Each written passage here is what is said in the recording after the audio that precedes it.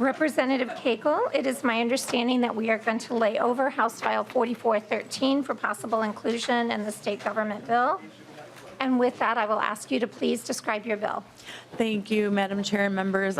So this is my annual open meetings bill. I think this goes way back to 2017 when Representative Nash and I first presented this in, what was it, GovOps at the time? I can't remember.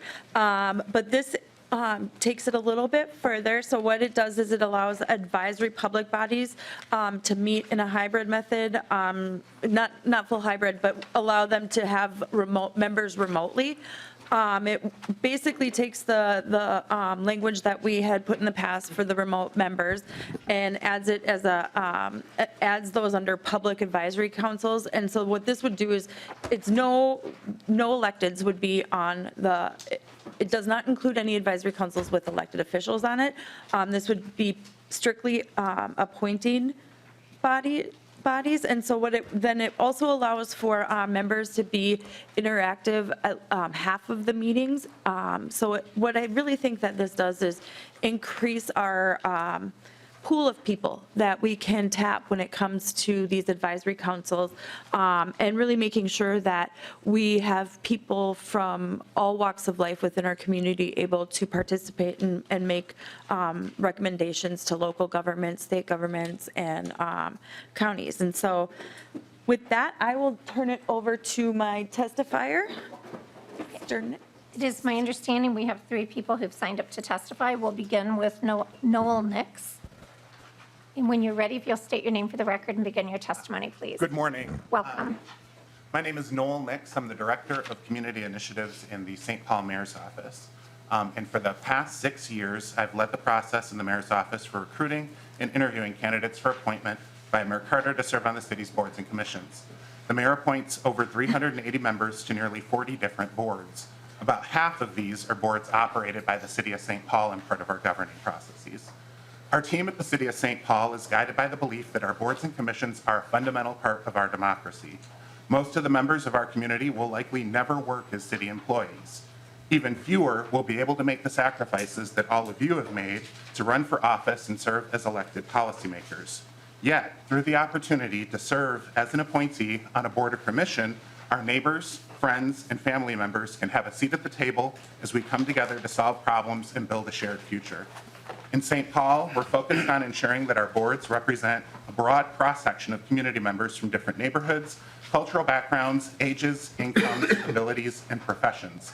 Our goal is to ensure that the conversations in these bodies are informed by a wide range of perspectives on the issues that are impacting our city. Reaching this goal means seeking appointees with a wide variety of competing priorities, such as demanding jobs and caring for young children or older adults. Other community members face barriers to participation, such as limited physical mobility or lack of access to reliable transportation. All too often, these factors lead to prospective appointees declining opportunities to serve, or current appointees having to miss meetings or resign their appointments before their term is complete. Through our conversations with board staff in other cities, we know this is a problem faced by local governments across the state. The increased flexibility around remote participation allowed during the pandemic demonstrated the power of more fully leveraging available technology to overcome these barriers. St. Paul saw an increase in meeting attendance among our board and commission appointees, as well as by members of the public who are able to use publicly shared meeting links to observe and participate in proceedings. The changes to open meeting law included in House File 4413 help balance what are the 2 fundamental considerations in public proceedings: accessibility of process and transparency of process. The provisions build on existing requirements to allow local communities within reasonable limits a greater level of flexibility in where and how often appointees can participate remotely. While the range of these limits merit further discussion, the benefits to boosting participation are clear. To ensure that increased flexibility for appointees is balanced with greater transparency, the language requires that hybrid meetings also allow for remote viewing and testimony by members of the public, accommodations that are not currently allowed under or required under open meeting law. I urge you to support this legislation as a critical step towards strengthening participatory government in local communities across our state. Thank you. Thank you very much for your testimony. Next, we will have Matt Ealing.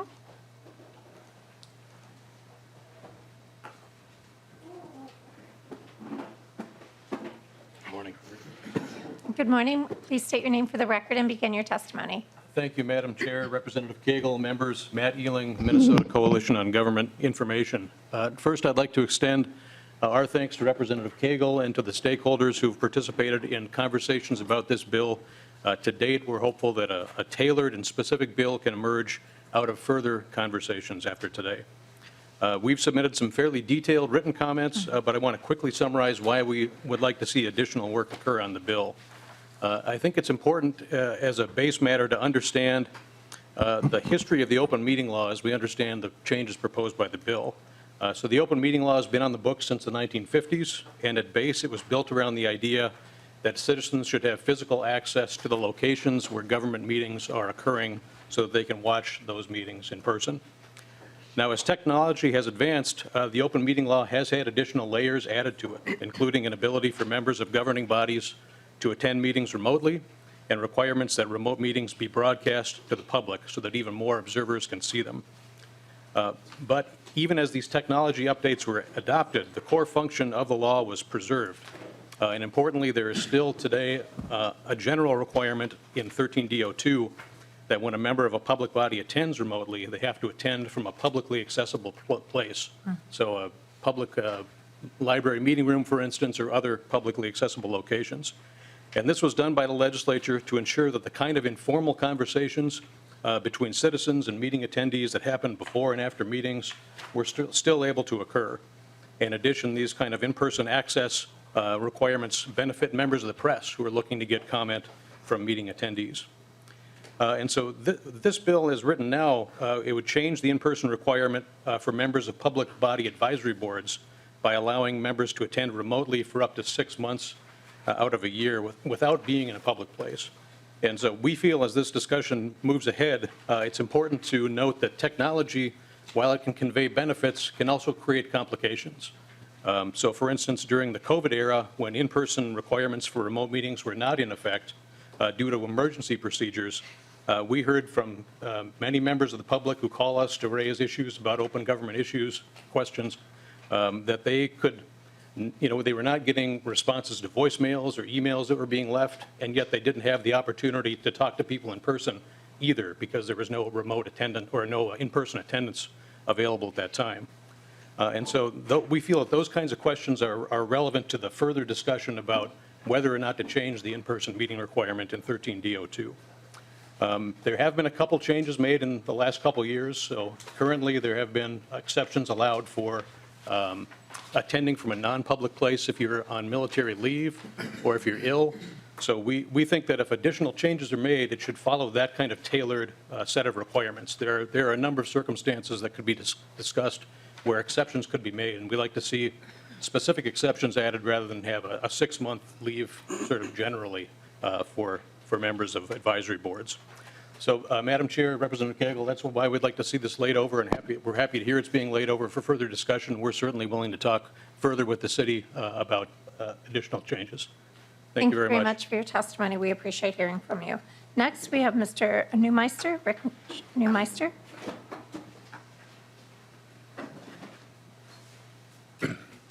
When you're ready, if you'll state your name for the record and begin your testimony. Madam Chair, members of the committee, my name is Rich Neumeister. Good morning. I am an open government privacy advocate for nearly 5 decades before the state legislature.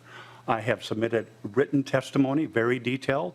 Also, the lead GOP, the chair, and the author have more detail and with many suggestions for amendments. 5 points. 4413 undermines the 70-year-old law and principle to meet in public place and in person, and to allow the public to watch by being there governmental actions. 2, we should not continue to nickel and dime this important law with proposal after proposal every year without taking a comprehensive review of the OML and the impact on the other parts of the law. That has not been done, and I think that's an important thing to do because it affects really true transparency and accountability. 3, yes, I'm no dummy. I recognize the need for OML to address the situation where public body members may not be able to be at the traditional meeting place. Let's make this the exception, not the rule, which the bill as written does. There are very specific, number 4, there are specific amendments which I have suggested to the author. Some are in my listed testimony. Like many other states have gone down this path. At least there should be a quorum. I'll give you an example of one of these advisory bodies. St. Paul Planning Commission, 21 members. You could have theoretically during the winter months, only one person, the great majority gone on a very important commission. At least with that being adopted, you would see at least 12 or 13 out of that 21, I can't remember, whatever the quorum is, would be. And I can give other kinds of examples. So there's other ones. And one of the things that Mr. Elling commented on, well, what was happening, I noticed, and a lot of people have talked to me, is about how there's the chat. They're all, so a public body member is talking to another public body member on chat or whatever, and the public can't see that. So different kinds of dynamics. So it's one of those things that you got to go into detail. And finally, Madam Chair and members of the committee, remote access for the public officials really, on the other hand, simply makes them more remote from the people they govern, whether you are an appointee or an elected official. And without guardrails and narrowing of this bill, we lose a lot of things that we may never be able to gain again. Technology is the beginning. Let's talk about how comprehensively we can do with a modern 21st century law, and then we can all be proud. And we can learn what from other states have done too. Madam Chair, members of the committee, thank you, and I'm here for the rest of the meeting to answer any questions if need be. Thank you very much. And again, I appreciate the conversations we've had previously as well. Is there anyone else from the public who wishes to testify on this bill? Please come forward. If you would please, thank you. And Representative Cagle, if you'll pull the microphone forward, please. Thank you. Thank you very much. When you're ready, if you'll state your name for the record and begin your testimony. Good morning, Chair and members of the committee. My name is Carrie Sheldon. I am the chair of the Mayor's Advisory Committee for People with Disabilities. I want to thank you for bringing House File 4413 forward. Supporting 4413 would be beneficial for people with disabilities, because people with disabilities have difficulty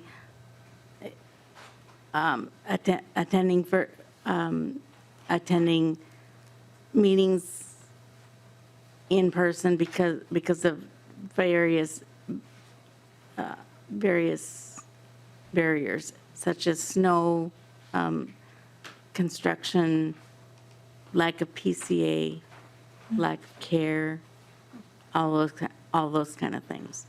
And that was pretty much what I had to say. Thank you very much.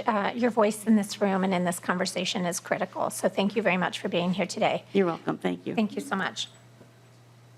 Is there anyone else from the public who wishes to testify? Okay, seeing none, we'll move back to member discussion on the bill. Representative Nadeau. Thanks for bringing this bill, Representative Cagle. I think it's interesting, and I'm glad that you're continuing to have this conversation. I have some resistance to it. Like you, I want more engagement, and I think we've used technology as a tool to engage more people, and I think that's good. I appreciate that your bill is only for advisory bodies, but Met Council is an advisory body, it's appointed. I think about a planning commission for a local unit of government. They almost have zoning authority. They have strong, I mean, there's a lot of entitlements that they work through, and I'm not sure that that would be a great idea. There's a big difference between, I think, a planning commission and a park board, for example, or the Hennepin County Library Board, all appointed, the advisory councils. Rather than, I'm suggesting this only for conversation because I don't exactly know where this is going. But I think if for me to get on board with this, I think it would have to be more surgical. I mean, it would have to focus on those boards, their jurisdiction, and their authority, because I think, as Mr. Neumeister said, I think this is super important. And by allowing people not to be in a public setting, you miss a lot. I mean, if you and I were doing this remotely, it would be less interesting to me for sure. But I think there's so much, and we also have the open meeting law that is, I mean, a tenet to our democracy, almost as we were talking about ranked choice voting. I mean, it's same, I think it's, for me, it's just, it is too broad. I think it needs to focus on jurisdiction and authority. So thank you, Madam Chair. Thank you, Representative Nadeau. Representative Bonner. Thank you, Madam Chair, and thank you, Representative Cagle. I've always really appreciated this bill, to be honest. You know, I'm an agilist. I like meeting in person, and I think ideally that is fantastic when we can do that. But I'm also a technologist, right? So I understand the value of technology. And I think there's two really different experiences that we're talking about here. There's the one of the members of that board or commission, and then there's the one that the public experiences. For the members of the board, certainly there are great benefits to being in person whenever possible. And your bill has a very tailored approach that actually emphasizes the ability to meet in public, but makes very specific exceptions for that from the past, and meeting people where they are, right? If you're in the military, et cetera. And I think that's a really good balance. But then we talk about the access for the public. And there's two really important points that were brought up today. One is that, you know, those in-person meetings and folks being able to talk to someone after, that's a great extra layer to be able to talk to folks. But keep in mind that that's not the experience for everyone. And particularly, I want to thank the last testifier for bringing that forward. I had a gentleman who said to me once during the pandemic, he said, you know, I love going to church. But for me, because he was disabled, church is an ordeal. It is a several hours long process to have someone come into his home, to have someone help him get ready, to get showered, to get dressed, to get the transportation, to get to the building, all of those things. And he said, you want to know what's brilliant about the pandemic? Now I can watch church online every day of the week if I want to. And I had never, ever thought about it from that perspective. It actually opened up an entire world of access for this gentleman. And I think that I appreciate our last testifier for bringing that forward as well. So I am a big fan of the open meeting law changes, and I think that it adds the ability for the public to actually expand the access and the pool of folks who can actually see meetings in public. So I want to say thank you for that. I really appreciate it, and I also appreciate that it also balances that ability to be in person and have those interactions with members, but also for the public. Thank you so much. Members, we do have one more bill after this, and this bill is being laid over. So we have 3 members who have got their names on the list. So I'm going to ask you to do quick statements, and then we'll move on. Representative Hansen, Representative Newton, Representative Joy. We have 4. Representative Knapp. Take Representative Joy off. Okay. So please make your comments very succinct, and the author has agreed to continue to work with us on the bill. Thank you, Madam Chair, and to the author, advisory public body.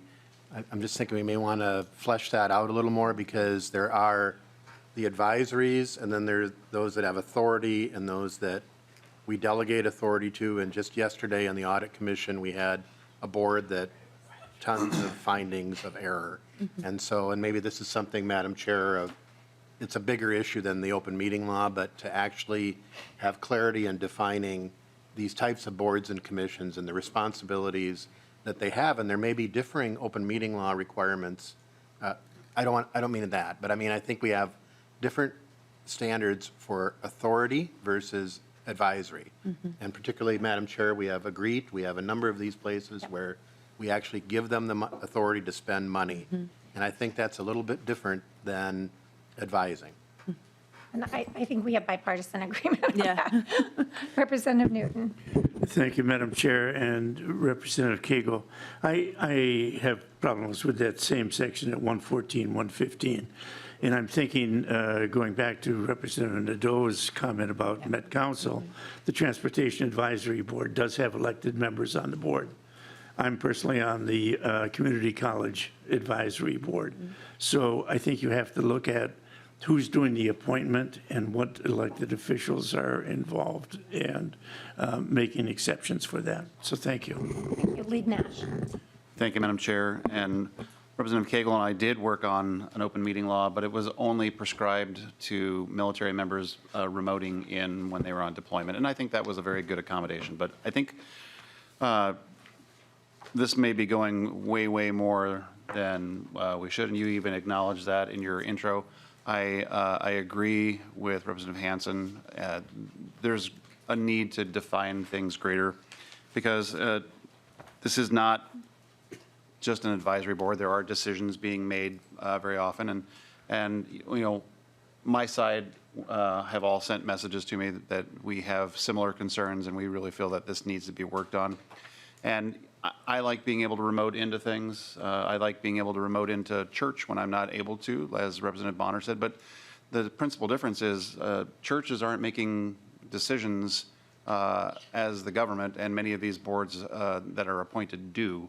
So we need to make sure that this gets a lot of work before it goes anywhere else. Representative Cagle, I just think that this is not ready to go as is. So thank you, Madam Chair. Thank you. And Representative Cagle, any closing comments before Yeah. we lay the bill over? Thank you, Madam Chair and members. I think, you know, a lot of those issues have been flagged, and so that's one of the reasons why we wanted to lay it over, especially Met Council. I think that's a big flag. Serving on transportation my entire legislative career, you know, we understand the authority that Met Council has, and I think we definitely need to address that. You know, I think part of it too is there is access then for a whole new pool of people who have been, like, you know, marginalized and traditionally left out of some of these commissions. And so, and the other point I'd like to make is that it adds public participation on the online side. And so more folks can actually give public testimony and participate in the meetings if they are unable to make it. This is something that we've done at the Opioid Epidemic Response Advisory Council. We have 2 public comments per meeting, and folks from around the state are able to give their testimony to that committee remotely, and so they don't have to travel to wherever we are meeting. And so there is some work to be done on this. I would invite feedback and would love to work with anybody who has any thoughts on that. And so with that, I will let you make the motion. Thank you, and I agree with you. Technology should be our friend, Yeah. not our enemy. So if we can work to use it in a positive way, that's awesome. And with that, the bill is laid over for possible inclusion. Thank you. Thank you.